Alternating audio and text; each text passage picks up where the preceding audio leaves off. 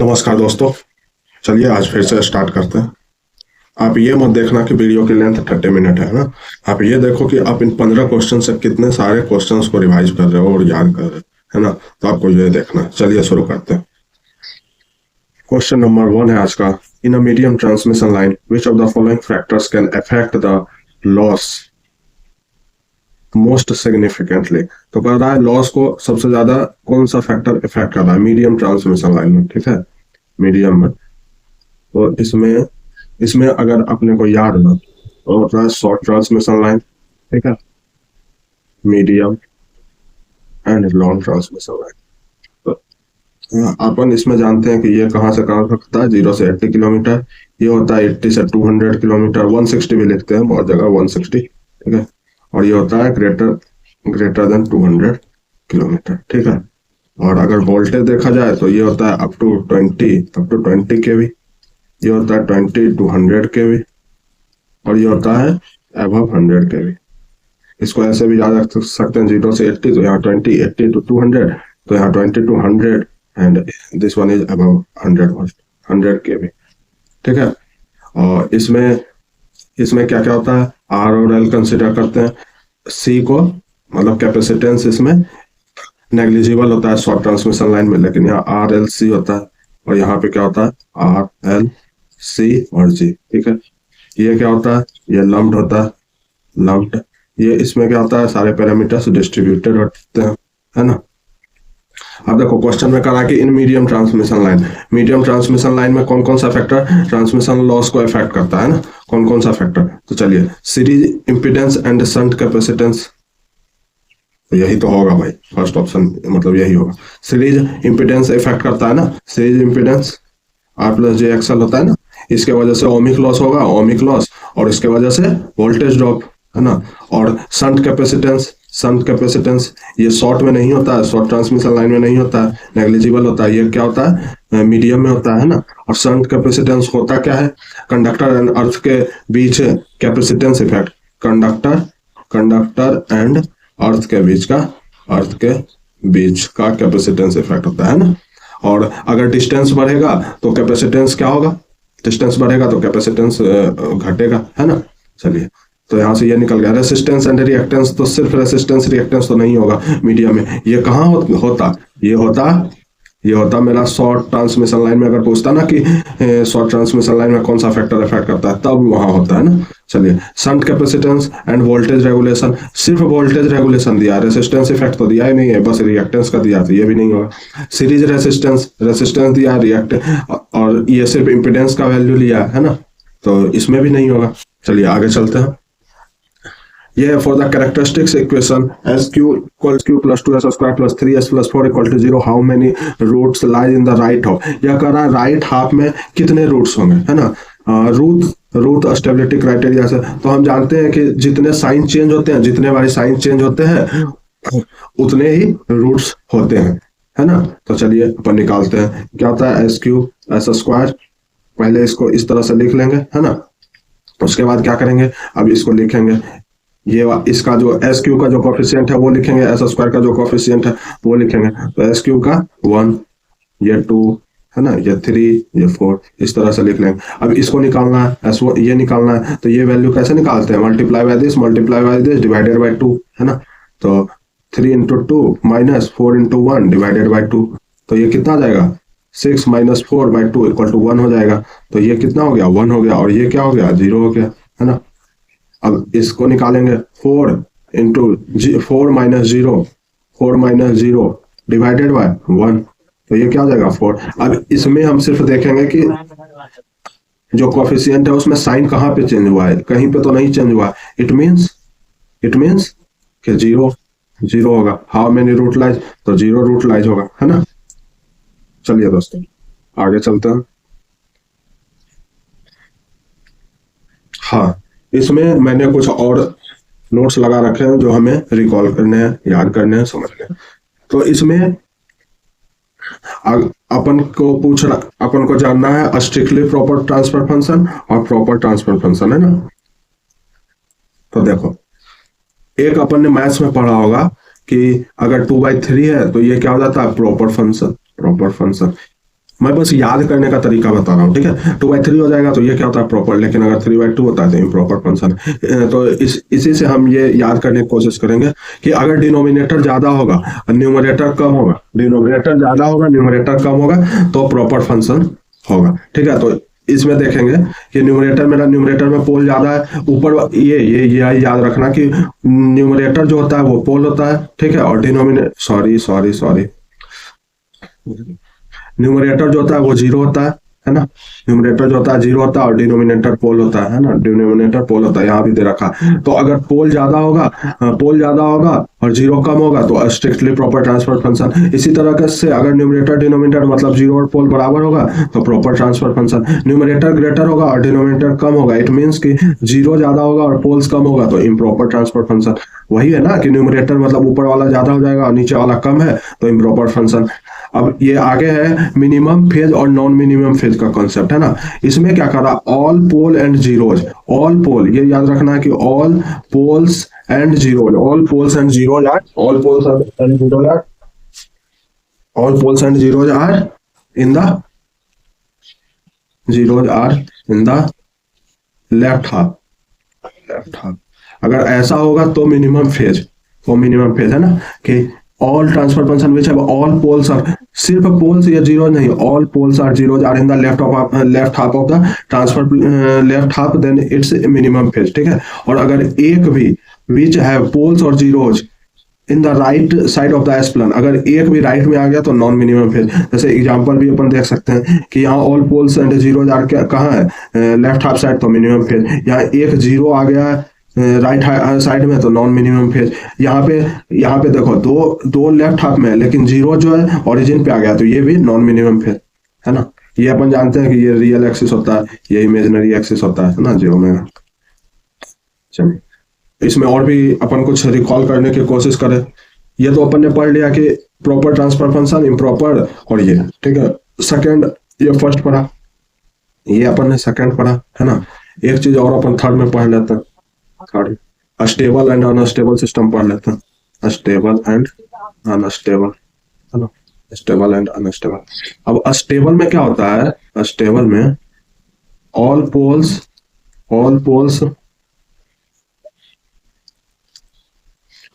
इन left half, ठीक है, stable में। और अनस्टेबल में क्या होता है, अनस्टेबल में क्या होता है दोस्तों, एनी वन पोल। इसमें बस पोल्स को ही देखना है, सिर्फ पोल्स। वहां पे क्या था, मिनिमम में all poles and zeros are in the left half था, ठीक है। तो मिनिमम फेज हो रहा था, एक भी इधर जा रहा था पोल्स या जीरोज, या सेंटर पे भी जा रहा था तो नॉन मिनिमम फेज हो रहा था।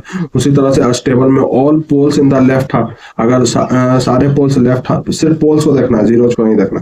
तो stable, any pole in the right half, है ना, तो ये क्या हो जाएगा, unstable in right, unstable.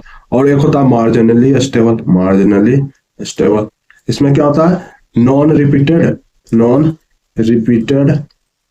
Poles are on imaginary axis. Non repeated समझ रहे हो ना, कि जो रिपीट नहीं हो रहा है, इसका ऐसे होता है कि ये यहाँ है और ये यहाँ है, या यहाँ है, तो ये नॉन रिपीटेड होगा। लेकिन अगर ये यहाँ है और इसी पे एक और है तो ये रिपीटेड हो जाता है ना। चलिए, तो अपन इसमें एग्जांपल देख सकते हैं, आपको बताना है दोस्तों। तो ये है ना, first one, this is second one, this is third one, this is fourth one, ठीक है। और अगर एक यहाँ पोल है, एक यहाँ पोल है, एक जीरो यहाँ पे, एक पोल यहाँ है, एक पोल यहाँ है, एक पोल यहाँ है, एक जीरो यहाँ है। अगर एक पोल बस यहाँ है, एक जीरो यहाँ है, एक पोल यहाँ है ना। और भी करते हैं, चलिए।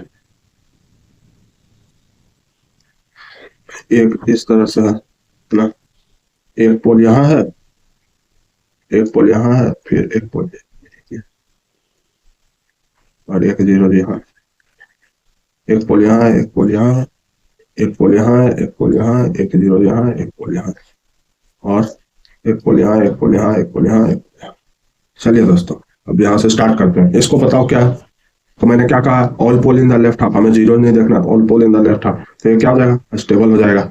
इसमें क्या है, इसमें क्या है, हमने क्या कहा था कि इमेजिनरी एक्सेस पे कोई भी नॉन रिपीटेड रहेगा तो वो क्या हो जाएगा, मार्जिनली स्टेबल। तो यहाँ दो पोल आ गया ना इमेजिनरी पे, नॉन रिपीटेड भी है, मार्जिनली स्टेबल है ये, ठीक है। ये ओरिजिन पे आ गया, तो ओरिजिन वाला भी क्या होगा, ओरिजिन वाला भी मार्जिनली स्टेबल होगा, ठीक है, मार्जिनली स्टेबल। ये पोल क्या है, ये अनस्टेबल हो जाएगा, क्यों, क्योंकि पोल जो है राइट हाफ में आ गया है ना, अनस्टेबल। तो ये क्या है, ये देखो ये रिपीटेड है यहाँ पे, ये यहाँ रिपीटेड है ना, तो ये क्या हो जाएगा, ये अनस्टेबल हो जाएगा, अनस्टेबल। ये क्या हो जाएगा दोस्तों, ये एक इधर आ गया ना पोल राइट हाफ में, तो ये भी अनस्टेबल, ये रिपीटेड था इसीलिए अनस्टेबल है, ठीक है। अगर इस तरह से रहता तो ये मार्जिनली स्टेबल होता, ठीक है। ये अब क्या हो जाएगा, मार्जिनली स्टेबल, ठीक है। चलिए और भी कुछ रिकॉल करें, ये इतना काफी है।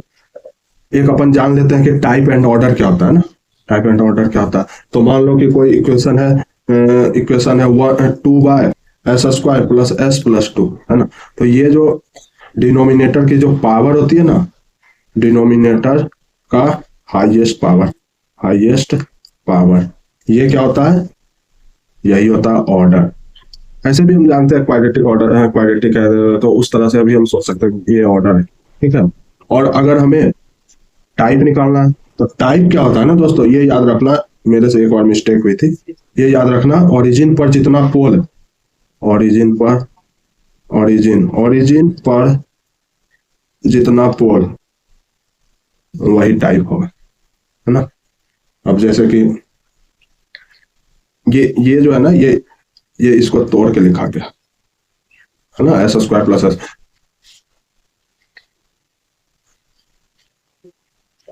तो इसमें देखो ओरिजिन पर कितना पोल है, मेरा एक ही पोल है, s=0 है ना, एक ही पोल है ना ओरिजिन पे। ये दूसरा तो -2 है, दूसरा तो इस साइड है, तो वही हो जाता है। जैसे एक एग्जांपल हम अच्छा सा देखते हैं, जैसे ये ले लो, k = s³ plus s² plus k, है ना। ये अब इसमें ऑर्डर क्या होगा, ऑर्डर देखो ये होगा, थर्ड होगा, है ना, ऑर्डर थर्ड हो जाएगा। और अगर हम टाइप इसको निकाले, टाइप अगर हम इसका निकाले, तो इसको हम तोड़ के देखेंगे, तो इट्स लाइक, अगर s² प्लस 1 प्लस st रहेगा, तो इसमें टाइप क्या हो जाएगा, टाइप 2 हो जाएगा। मतलब तोड़ के देखेंगे कि जीरो पे कितना पोल लाई कर रहा है, जीरो पे जितना पोल होगा वही उसका टाइप होगा, ठीक है। चलिए चलते हैं, काफी डिस्कशन हो गया इस क्वेश्चन। ये है, हाँ। अब इसमें क्या क्वेश्चन है, when a low pressure mercury vapour lamp such as a fluorescent lamp is switched on, what is the primary function of phosphorus coating? phosphorus coating क्यों करते हैं दोस्तों, क्योंकि phosphorus coating क्या करता है, यूवी को एब्जॉर्ब करता है और कन्वर्ट इनटू विजिबल लाइट में कन्वर्ट कर देता है। तो ऑप्शन देखो, it converts UV radiation into visible light, और तो कुछ नहीं होगा, है ना। अपन फ्लोरोसेंट लैंप पढ़ा है अपने, उसमें कौन कौन सा गैस होता है, आर्गन गैस होता है, आर्गन गैस प्लस मरकरी होता है, ड्रॉपलेट्स ऑफ मरकरी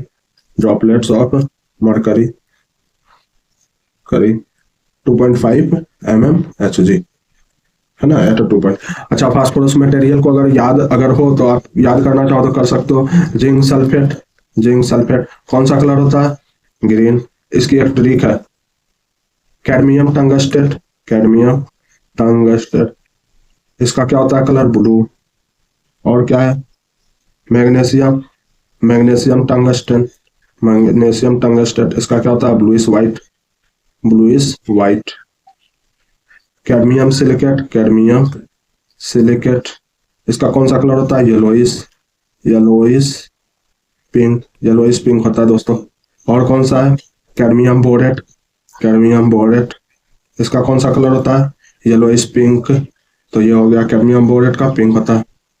इसका क्या ट्रिक है, जैसे ZnS जवानी शिला की ग्रीन, कैडमियम टंगस्टेट, टंग कैसा हो गया है, ब्लू। जवानी शिला की ग्रीन, कैडमियम टंगस्टेट, टंग क्या हो गया है, ब्लू। मैग्नीशियम टंगस्टेट, ये क्या हो जाता है, ये ब्लूइश व्हाइट। अपन जानते हैं ना कि मैग्नीशियम रिबन को जलाते हैं तो व्हाइट कलर का वो एस निकलता है, तो वही अपन साइंस में पढ़े होंगे तो वहीं से याद रखते हैं। और ब्लूइश लाइट होता है तो वही ब्लूइश व्हाइट हो गया। और कैडमियम सिलिकेट CSK, यहाँ से CSK से याद रख सकते हैं, इसके येलो पिंक, है ना। कैडमियम बोरेट कौन बोर्ड करता है दोस्तों, करने वाली बोर्ड, मैंने इसे याद रखा, कैडमियम बोरेट करने वाली बोर्ड, तो पिंक कलर बोर्ड करता है लड़कियों का, है ना। चलिए आगे चलते हैं दोस्तों। इसमें अपन फ्लोरोसेंट लैंप को कैसे स्टार्ट करते हैं, ग्लो स्टार्टर के हेल्प से स्टार्ट करते हैं ना, ग्लो स्टार्टर के। और ग्लो स्टार्टर में एक ग्लो स्टार्टर के सीरीज में, सॉरी, फ्लोरोसेंट लैंप के एक सीरीज में चौक लगा होता है। चौक का काम क्या होता है दोस्तों, चौक स्टार्टिंग वोल्टेज प्रोवाइड करता है ना अपने पर रखा, और क्या करता है, करंट को भी लिमिट करता है ना। और यहाँ पे ग्लो स्टार्टर लगा हुआ है, ग्लो स्टार्टर ट्यूब के अक्रॉस होता है। ये कैपेसिटर होता है, capacitor across supply to improve power factor को इंप्रूव करने के लिए 4 माइक्रोफेरेड का होता है। ये वाला कैपेसिटर 0.02 माइक्रोफेरेड का होता है। क्या करता है, रेडियो इंटरफेरेंस को कम करता है, रेडियो इंटरफेरेंस को कम करता है, ठीक है, रेडियो इंटरफेरेंस को कम करता है। और अगर अपना याद करना चाहे तो चोक क्या होता है, चोक सीरीज में होता है फ्लोरेसेंट ट्यूब के, हमने पढ़ रखा है। स्टार्टर क्या होता है, ये जो ग्लो स्टार्टर है ये पैरेलल होता है अक्रॉस द ट्यूब टर्मिनल, है ना। तो टुगेदर दोनों साथ में क्या होते हैं, दोनों साथ में क्या होते हैं, सप्लाई के साथ सीरीज में कनेक्ट होते हैं, है ना। तो ये क्वेश्चन भी बना है कि electrical choke and glow starter is in series with the fluorescent tube with main power supply, है ना। ये क्वेश्चन भी बना है दोस्तों। अच्छा, ग्लो इसका क्या क्या डिसएडवांटेज है फ्लोरेसेंट लैंप का, कि इनिशियल कॉस्ट हाई हो जाता है, स्टार्टिंग टाइम ज्यादा लगता है, ग्लो स्टार्टर की वजह से स्ट्रोबोस्कोपिक इफेक्ट होता है। और स्ट्रोबोस्कोपिक इफेक्ट किस वजह से होता है, कब डोमिनेंट होता है, लोअर फ्रीक्वेंसी पे डोमिनेंट होता है ना। उसको हटाने के लिए क्या करते हैं, हायर फ्रीक्वेंसी सप्लाई करते हैं, या डीसी सप्लाई पे भी स्ट्रोबोस्कोपिक इफेक्ट नहीं होता है। कितना मोर देन सफिशिएंट है दोस्तों। चलिए आगे। ये कह रहा है both open circuit and short circuit test are conducted, which of the following quantities determine. Open बच्चा जानता है, ओपन सर्किट से अपन क्या निकालते हैं, ओपन सर्किट से आयरन लॉस निकालते हैं, और इससे क्या निकालते हैं, कॉपर लॉस निकालते हैं। चलिए, magnetizing reactance and leakage reactance only नहीं, सिर्फ लीकेज रिएक्टेंस और मैग्नेटाइजिंग रिएक्टेंस तो नहीं निकलता है ना। Load power factor under operating नहीं, iron loss and copper loss निकालते हैं। अपन जानते हैं कि open circuit test rated voltage पे होता है, ये एल भी होता है, ये एच बी साइड होता है ना। इधर ही एपर्टस को मतलब कनेक्ट करते हैं सारे टेस्टिंग इक्विपमेंट को, क्यों, क्योंकि रेटेड वोल्टेज पे इधर प्रोवाइड किया जाता है। इसमें क्या होता है, प्राइमरी एच भी होता है, ये एल भी होता है ना। इसमें रेटेड करंट को प्रोवाइड किया जाता है।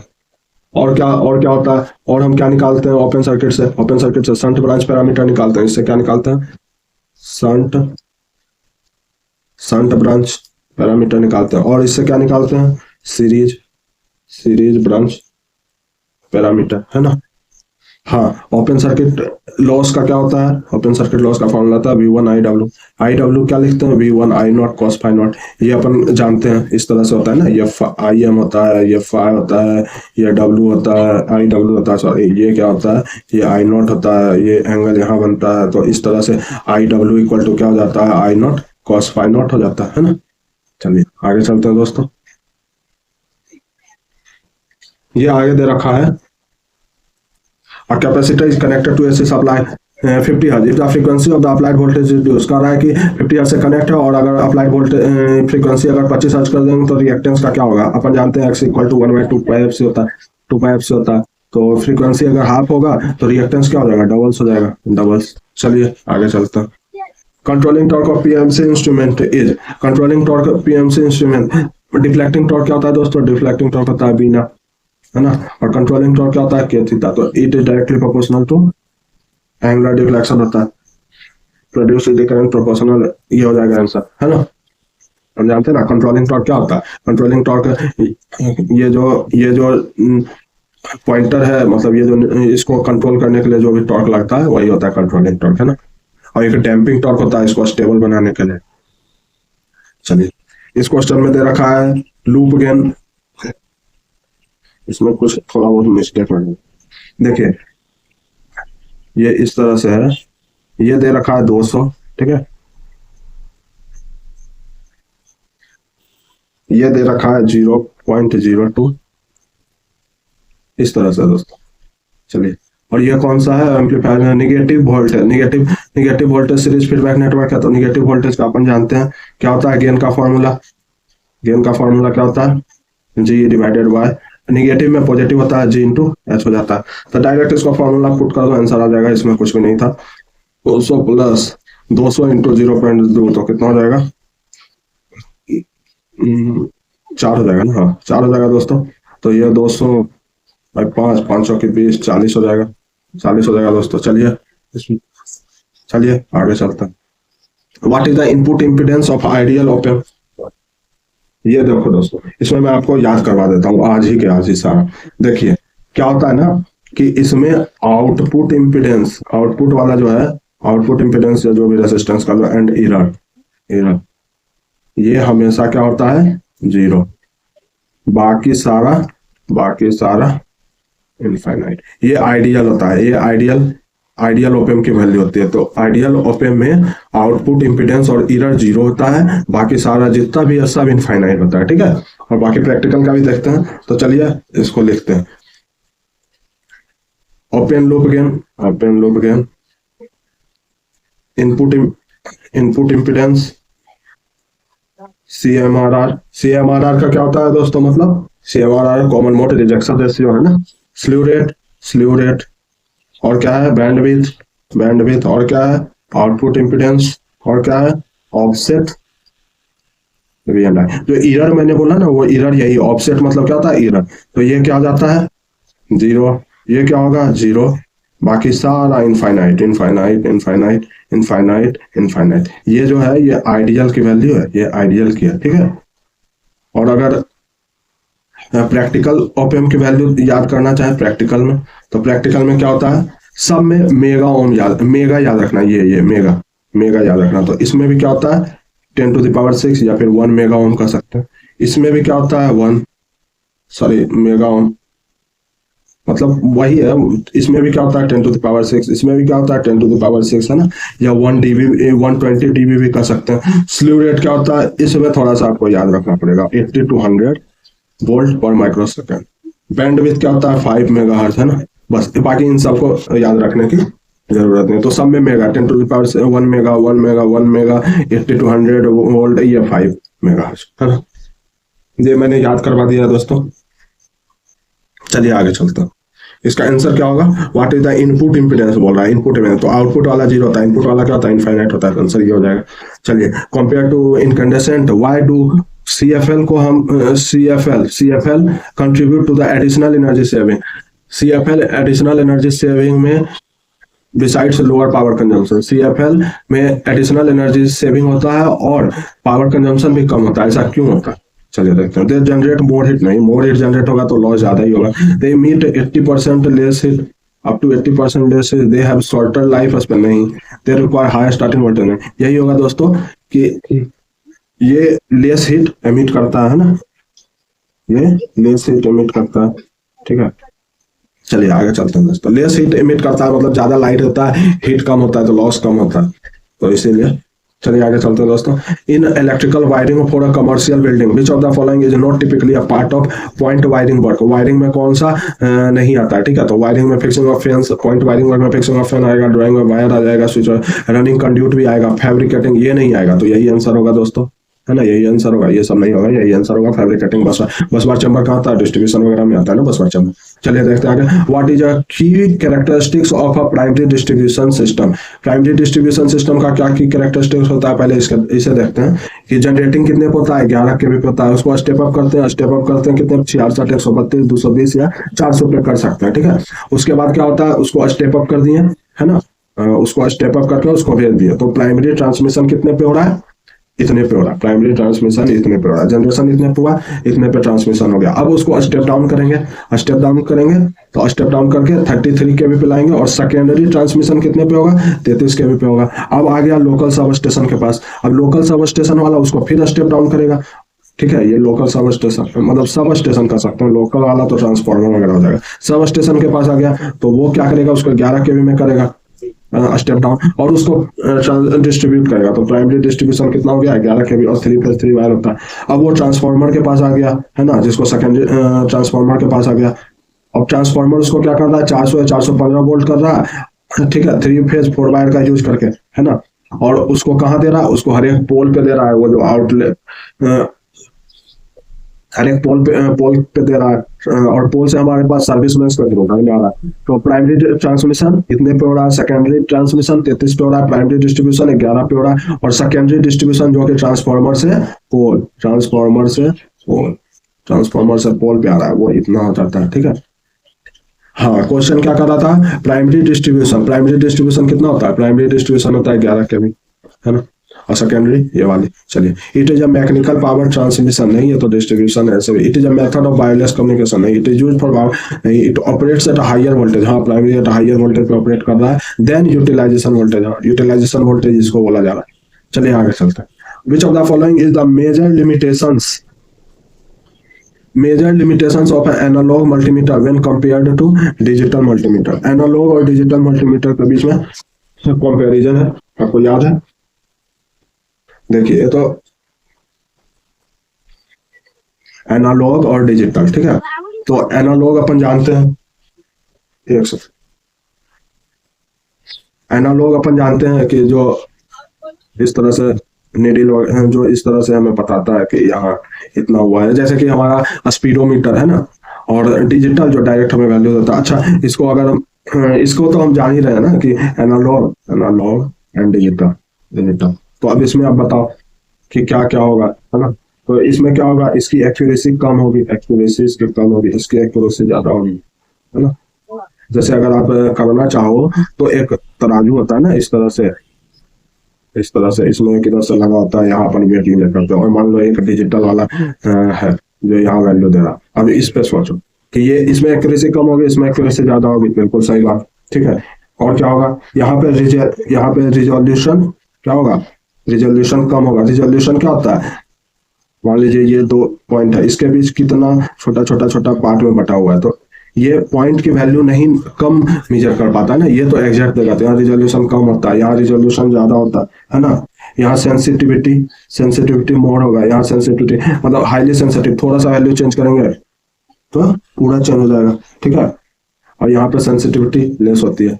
चलिए, ये तो अपन कर लिया। अब इसको देखते हैं, मेजर लिमिटेशन बोल रहा है। एनालॉग का लिमिटेशन क्या होगा, susceptibility for external noise, lower accuracy, यही होगा। एक्यूरेसी एनालॉग में लोअर होता है और रिजोल्यूशन क्या होता है, पुअर होता है, ठीक है, यही होगा आंसर। बाकी देख लेते हैं, हाई इनपुट इंपीडेंस नहीं होगा, inability to measure AC voltage, ऐसा कुछ नहीं जान रहे।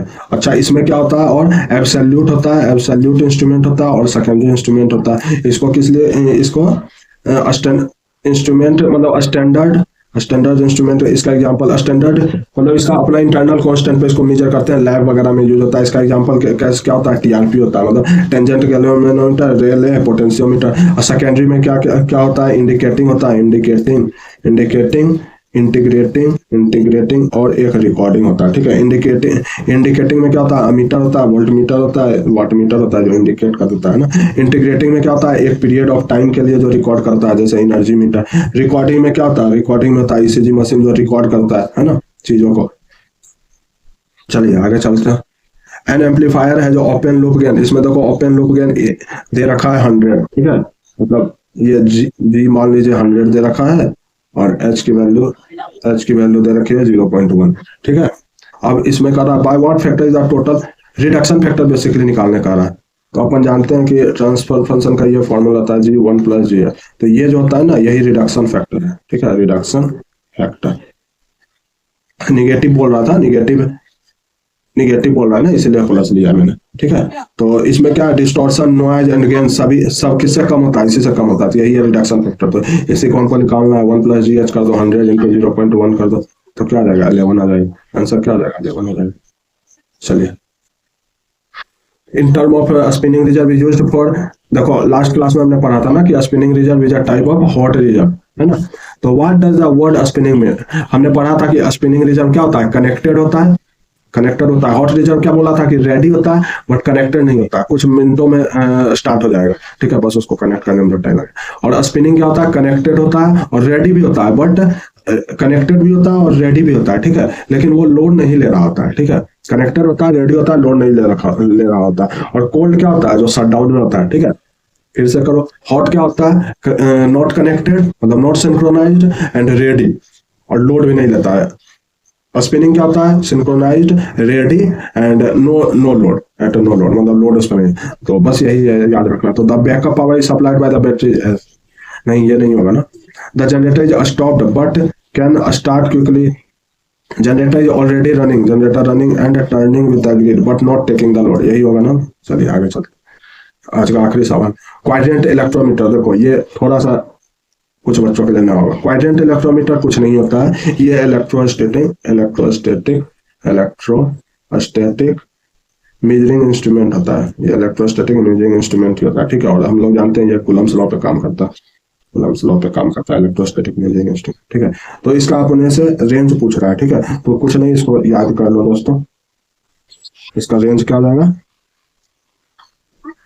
इसका रेंज हो जाएगा 100 वोल्ट से 20 के, ये याद कर लेना दोस्तों। चलिए आज के लिए बस इतना ही, धन्यवाद।